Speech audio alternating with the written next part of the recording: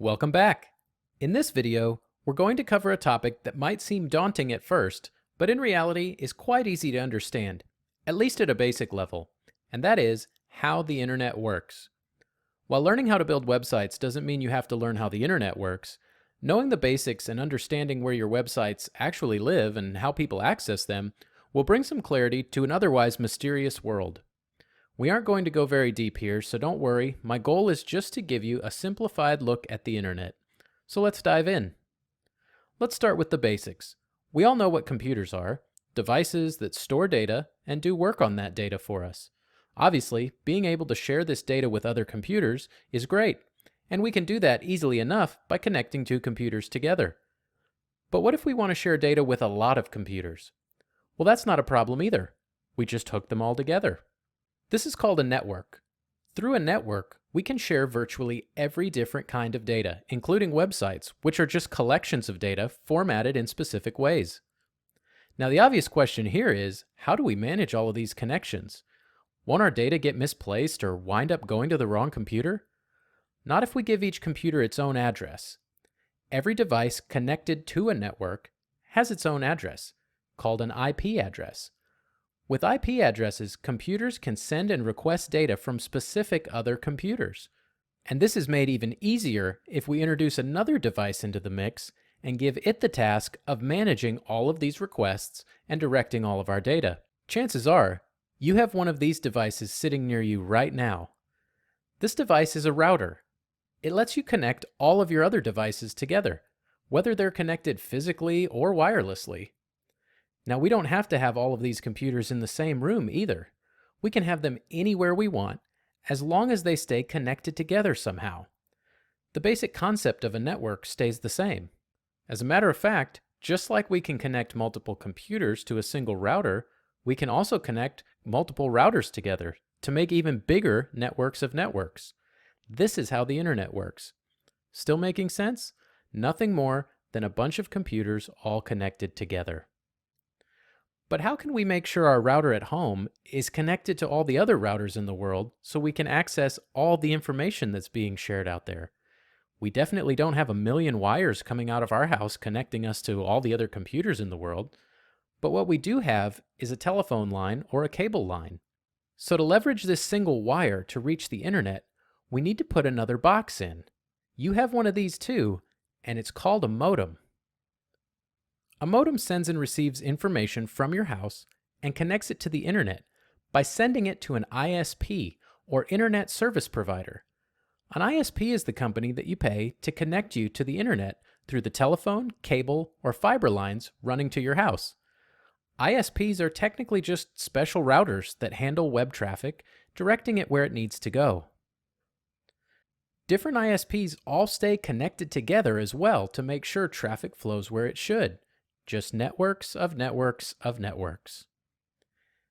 So now that we know how networks function and how our computers connect to this network, we have a few smaller issues to address. First, let's say we have some information, like a website, that we want to make accessible to everyone on the network.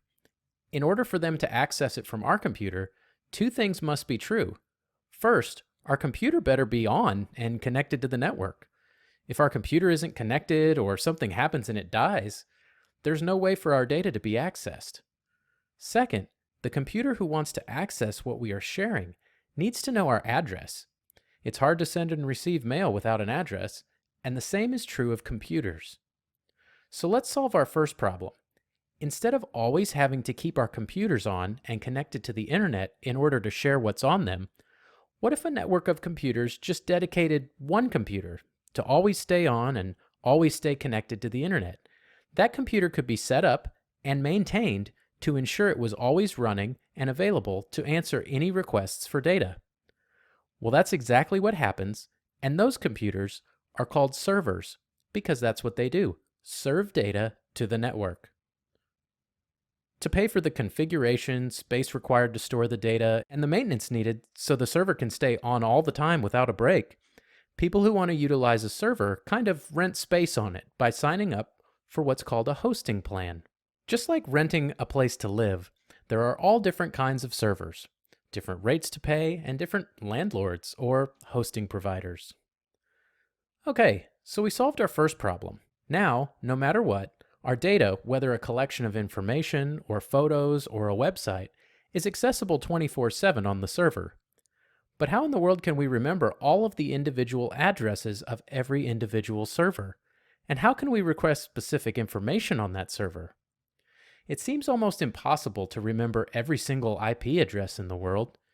It seems like it would at least be a little easier if we could use something more familiar than a jumble of numbers to remember what computers and servers have which data. Well, that's where two things very familiar to you come into play: the URL and the domain name. When we type a website in our browser, what we are typing is called a URL, or a Uniform Resource Locator, which is a reference to a location on a computer network somewhere out in the world. And have you ever seen or wondered about that strange HTTP that shows up sometimes at the beginning of the website?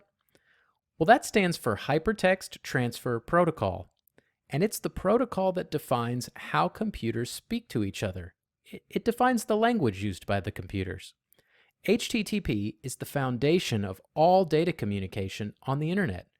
And your browser?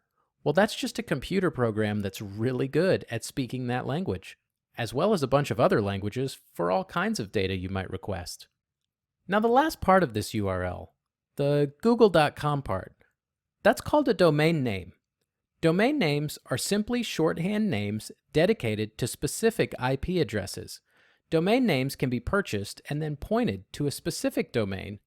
Google.com, for example, simply points to 216.58.204.110.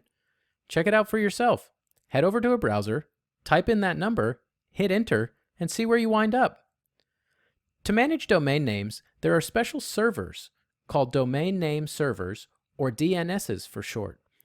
These act as giant telephone books, keeping current records of which domain names correspond with which addresses. Awesome! So now we do have a directory of all the addresses. But what about a directory of all the data in the world? Well, many of these directories exist, and you know them as search engines. Search engines are just programs that collect information from all the networks in the world, and then organize that information to make it searchable and accessible to us. Okay, so let's take a look at exactly how this works. So let's say you're at home and you want to find a new internship on Internshala. So you open up your browser and type in internshala.com.